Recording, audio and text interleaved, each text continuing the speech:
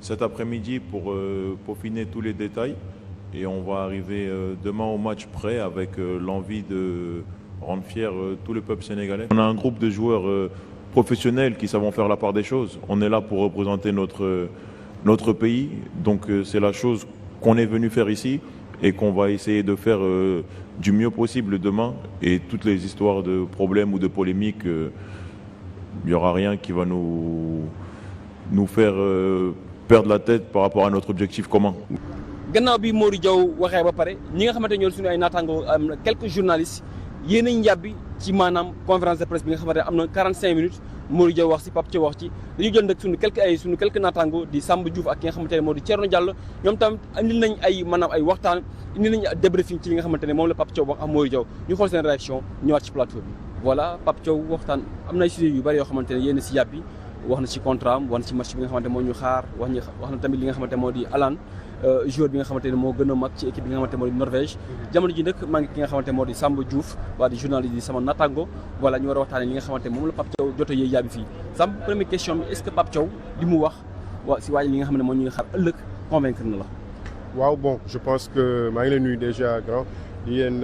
nuyu ñëpp ak seen internautes yi pour dire vrai que ne moom xam na bu baax l'importance ak l'urgence bi nga xamante ne tey supporters sénégalais ak le peuple sénégalais ñu ngi leen di xaar mais également les observateurs sur le plan international parce que comme on l'a dit Sénégal dafa ñëw ak benn statut de champion d'Afrique donc forcément am na taxawaay bu mu waroon gën a mën a am si digganteem ak France ak match bi nga xamante ne mooy ñëw ak Norvège muy les équipes yi nga xamante ne ñoo gën a am niveau par rapport ak ki nga xamante ne mooy Irak te ñuy partagé ak ñoom le groupe I mais aujourd'hui li mu wax leer na nee na am nañ jàngat yu ñu jot a def si diggante ak ñi nga xamante ne mooy France dina leen mën a permettre tey ñu mën a corriger seen erreur parce qu'ils en sont conscients léegi nag tey loolu li koy waral c'est simple c'est-à-dire ndax day def changement au milieu de terrain wala day def changement au milieu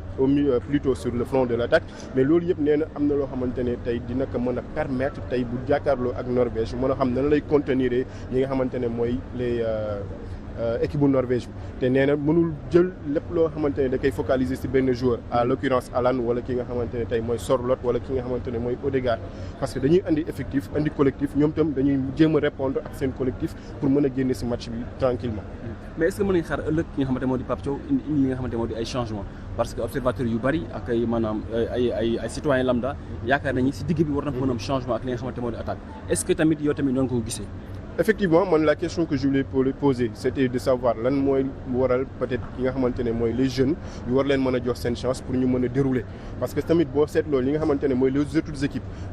football amatul âge comme on peut le comprendre tey ki nga xamante ne Ibrahima Mbaye il sort toujours du banc avec des miettes de minutes que ce soit 5, 10 wala 15 minutes il arrive à faire la différence contrairement ak ñi nga xamante ne dañ leen di titulariser mu ngi ma répondre comme quoi que ne voilà c'est pas parce que ñooñu dañu bëgg a rater des occasions moo tax ñu koy rater mais ñoom dégg nañu li nga xamante ne mooy opinion publique bi ak opinion internationale bi li nga xamante ne moom la ñuy wax sur l'inefficacité des joueurs des Sénégalais te ñi nga xamante ne ñooy jóge ci banc bi ñoom ñooy andi la fraîcheur ñoom ñooy andi li nga xamante ne mooy la décision finale à savoir de mettre des buts mooy ki nga xamante ne tey par exemple mooy Bara Sapoko mën na ñëw comme transition ci milieu terrain bi pourquoi pas parce qu'il a sa place dans cette équipe on l'a vu faire des matchs plutôt un match contre ñi nga xamante ne mooy l'équipe des États-Unis un match grand day def relayeur mais en même temps day def li nga xamante ne mooy milieu récupérateur donc on peut lui laisser sa chance parce que on a des espaces demain parce que ñi nga xamante ne mooy équipe bu Norvège bi ils sont costauds ils sont grands physiquement ils sont prêts donc pour les tourner il va falloir avoir des flèches sur les côtés pour mën a andi li nga xamante ne mooy le danger sur le front de l'attaque. Tout à fait mais ñëwaat tamit mooy si pour la dernière question mooy li nga xamante mooy problème prime yi wax nañ ko moom c'est un patriote la mais li nga xamante ne mooy peut-être yéex nañ ko maanaam xaatim mais jàpp na ni li nga xamante ne mooy moom la jiital mooy affaire de patriotisme yow est-ce que loolu jàpp nga ni mën na ko perturber li nga xamante ne mooy équipe bi wala. Bon comme répondre na si mais Mody Diaw aussi répondre te man j'ai aimé la façon dont il a répondu ñi nga xamante ne mooy l'opinion internationale parce que haute compétition dafa doy waar bul jàpp ne rek si biir terrain bi la am na yenn questions yoo xamante ne mën nañ la ko poser de façon externe mais mën na andi benn njeexital si nga xamante ne mooy sa biir psychologie équipe te aujourd'hui il a répondu juste et bien et Pape l'a dit nee na ils sont des patriotes bien vrai que li nga xamante ne mooy les contrats wala lépp li nga xamante ne aju na si wàllu prime yi ça a été tardivement réglé mais finalement ça a été fait te moom jëlul benn aspect financier wala pécunier yi jiital ko dafa ñëw andi li nga xamante ne tey mooy le patriotisme teg ko ci table ji pour ñu mën a jël loolu yëpp entériner ko mën a def face par rapport à nos adversaires yi nga xamante ne moo ñuy xaar demain ak li nga xamante ne mooy le 26 prochain et je pense que bu ñu jógee ci lii loolu mën nañ ko def footu biir nekk et je pense que c'est le moment idéal de s'unir li ñuy wax mooy le mot d'ordre c'est la gagne et encore rien de plus que la gagne. merci beaucoup Samba. merci beaucoup ñu ngi leen jaajëfal bu baax jaajëf. moo nekkoon Samba Diouf di suñu natango voilà moo doon def li nga xamante ne moo di débriefing conférence de presse bi nga xamante moom la Pape Thiaw amoon léegi moo ki nga xamante ne moo di Mory Diaw ba tey rek dañu des ci li nga xamante moo di seen mag mondial jël li nga xamante moo di ay réaction voilà ba tey ñu ngi ci réaction yi tey nag maa ngi ki nga xamante moo di suñu natango Thierno Diallo nekk ci RTS rajo voilà Thierno c'est li nga xamante ne moo di conférence de presse Pape Thiaw bi voilà bi nga ko dégloo sa première impression moo nekk lan mooy dal na xel c'est vrai que coow bi bëri na mais entraîneur bi daal lu mu wane tey jàll na ci jafe-jafe yi donte nee na am na moom tamit confirmé dëggal na ko tuuti mais daal jamono ji daal moom loolu da ko dépassé muy concentré si match kii di contre Norvège di match boo xam ne am na solo lool ngir ñu wéy ni parce que moom mbëbëtam moo di jamono ji fexe ba Sénégal qualifié dem 16e de finale parce que xam na ni équipe am na moyens yi am na joueurs yi am na xadar bi donc instant ni moom loolu ñu gis à côté tamit soo gisee Mory Diaw tamit même chose confiance la àndal sérénité la ñuy àndal parce que Sénégal aussi équipe bu mag la mën na gagner n'importe quelle équipe. sànq ñu koy déglu muy wax ne li nga xamante ne moo di dina jouer du def li nga xamante ne moo di anti équipe boo xamante ne marquage à la kilo wala benn anti alan moom daal ne bu ñu def dañuy def anti équipe bi yëpp mu di Norvège est-ce que tamit loolu te war nañu fi bàyyi xel parce que bu ñu xoolee alan miette d'espace boo ko jox mën na la indil ñax mais Babou xam nga yooyu ay wax la rek quoi dañuy wax nii rek quoi mais très honnêtement dina def dispositif particulier bi nga xam ne nii moom mooy tax ba alan du mën a jot ballon parce que alan il est costaud il est puissant est-ce que ñun am nañu défenseur yoo xam ne jamono ji physiquement pare nañ pour def loolu noonu pour mën a xeex moom 90 minutes c'est pas évident maintenant nag su dee yow amoo ñu mel noonu pour mun koo contrer li ngay def moo di Odegaard moom mooy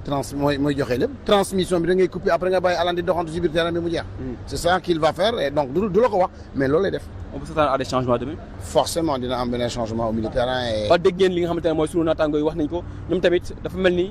fii Pape Thiaw jaar ñoom daa mel ni ñoom it foofu la ñu jaar parce que am nañ confiance malgré coow li bari na ci li nga xamante mooy tànn depuis 2 3 4 jours coowal prime coowal maanaam lekk bi ak li nga xamante moo xaw foofu ca tanière bi voilà mu nekk coow lu bari waral ki nga xamante moo di Aladji Grégoire jël na tamit ay quelques journalistes ñu laaj leen ndax loolu mën na perturber équipe bi am déet ñu xool réaction bi. Voilà, comme annoncé, nous sommes avec Arouna Deme qui va réagir par rapport à cette question. Arouna, coow li ko lëmbee mbiru prime la affaire contrat entraîneur waaye itam yeneen ci yu sew yoo xam ne jotees nañu ko ci dégg laata cette rencontre est-ce que jàppoo ne lu mel war na mën a impacter li nga xam moom mooy cette sélection avant ñoo dem tey ci match bi am importance face à la Norvège. waaw mën nañu wax ni que contexte bi affaire boobu génnee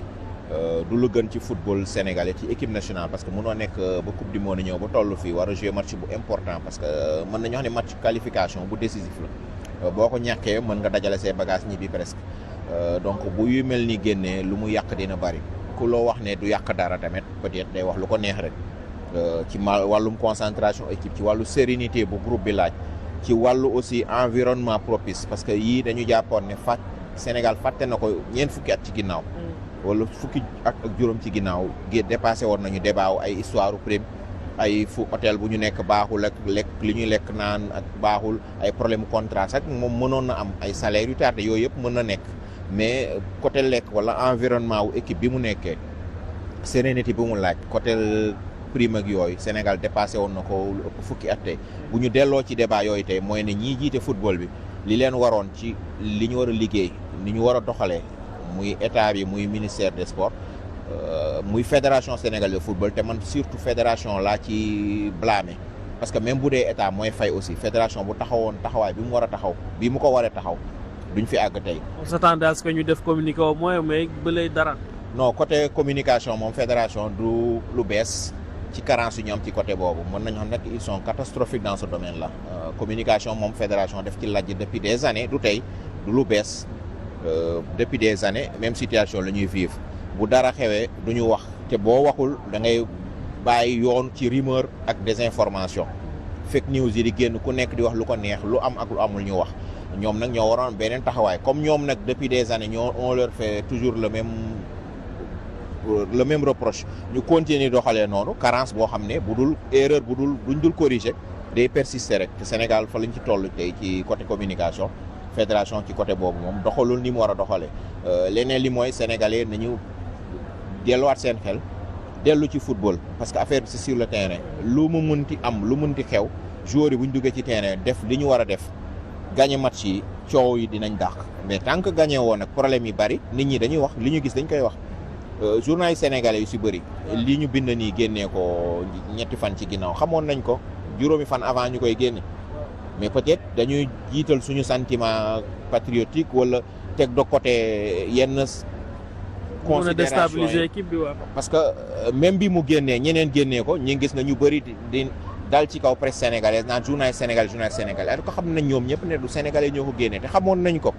mais comme ay sénégalais lañ suñu équipe la du ñu def lu ko yàqal ñu si bëri dañuy teg suñu tànk noppi li ñu génnee sax lu ndaw la ci li fi xew waxuñu lépp te jaarul ñu koy wax parce que contexte yi prêté wu ci nga bañ ko wax noppi bu coupe du monde jàllee nga ñëw di wax noppi tey noppi suba moo yem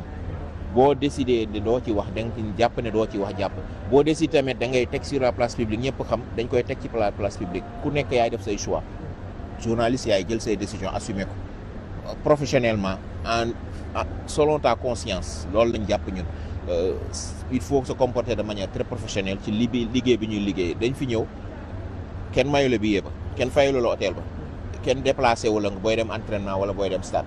bañ nañ ko ba tey frustration bu gën a bari bu presse bi am tey mooy ni fédération di doxal ak ñoom bu ñu toppoon fédération tey ñun lépp lu ñu xam dinañ ko génnee te day yàq mais toppuñu leen parce que tey sénégalais rek mooy délégation presse bu ñëw ànd ak équipe nationale am munu sax am accès si hôtel Lions yi sax fu ñu dëkk doo taxaw sax ci buntu bi boo tax ñu dàq la boo demee entraînement équipe nationale 15 minutes lañ la may nga ñëw taxaw ñu nekk fële di doxantu di daw di échauffé wu bu 15 minutes jox ni ñu la dem leen ñibbi jënduñu billet avion yi jar ay millions fayuñu ay millions ci hôtel yi pour ñëw fii di tollu à 100 mètres di seen joueurs yi rek ba pare dem ñibbi match ba match la ñuy gis suñu équipe ak suñuy joueurs match conférence de presse ba conférence de presse la ñuy gis suñuy joueurs wala suñuy entraîneur. te ñëpp amuñu accès zone mixte. voilà te ñenn ñi yenn journalistes mënuñu dem zone mixte parce que dañ lay jox ticket bu la fay yóbbu conférence de presse dañ lay jox benn ticket bu la fay yóbbu du ñu may ñëpp bu dee dañoo ñëw nag déplacé wu ñoom ñu def environnement boo xam ne dañu tere presse bi jege équipe bi bu ñu amee problème presse bi génnee ko nañ ko xool ñoom lu leen tax ba presse bi jot ci information yi te alors que nekkul fii ñu nekk ñoom yëgul duggul seen biir am na ñu nekk seen biir ñu farax ñoo xam ne bokkuñu ci équipe yi non rien à faire là-bas tey l'équipe nationale vestiaire am bus am restaurant am lépp lu muy def c'est ouvert à des tiktokers à des youtubeurs ku leen fa dugal du fédération bi ak joueurs yi am na joueurs yoo xam dañ ñëw fi indi seen i ay youtubeurs te yor seen téléphone topp leen lu ñu waroon def secret sax ñu génnee ko teg ci mbedd mu ne fang donc bu coow amee wala problème am nañu assumer ne que ñoom ñoo ubbi équipe bi environnement bi ñu dugal ci équipe bi moom mooy nar a tas seen équipe bu ñu si delloowul ginnaaw xool li ñu war a def ko bàyyi di naan presse bi la parce que presse bi defu fi dara lu mu for def waxu fi dara lu mu for wax man nangoo ma ñuy ŋàññe presse bi si situation bi am tey presse sénégalaise dafa responsable dañoo xam lu xew teg ci seen tànk dëgg ci bañ ko wax. Merci beaucoup Arouna. Donc nañu may jàmm ci côté boobu. Toujours au registre des réactions avec moi Mbaye Sène l'international coow li ne pour ci biir tanière bi coowal prime jàppal fii bàyyil nii est-ce que loolu noonu jàppoo ne mën na impacter équipe bi tey lan la war a mën a def à 24 heures d'un match de coupe du monde boo xam ne c'est un match crucial pour les Lions.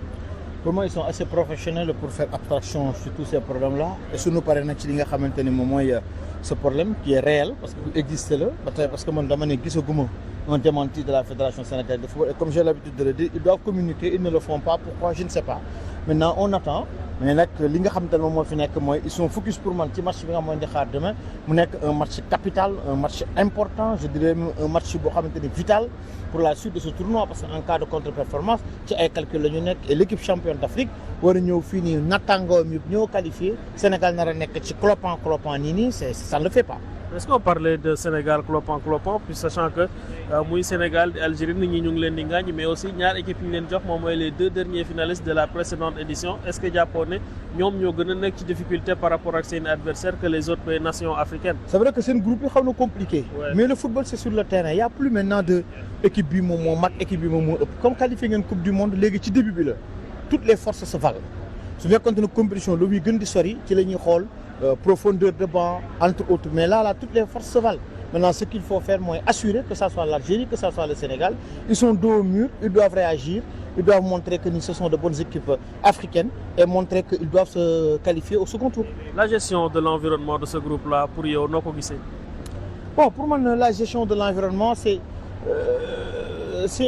à la fédération comme ni ma ko waxee rek de gérer parce que ils sont là war nañoo mën a mettre les joueurs dans de très bonnes conditions et jàpp naa ne ñu ngi ci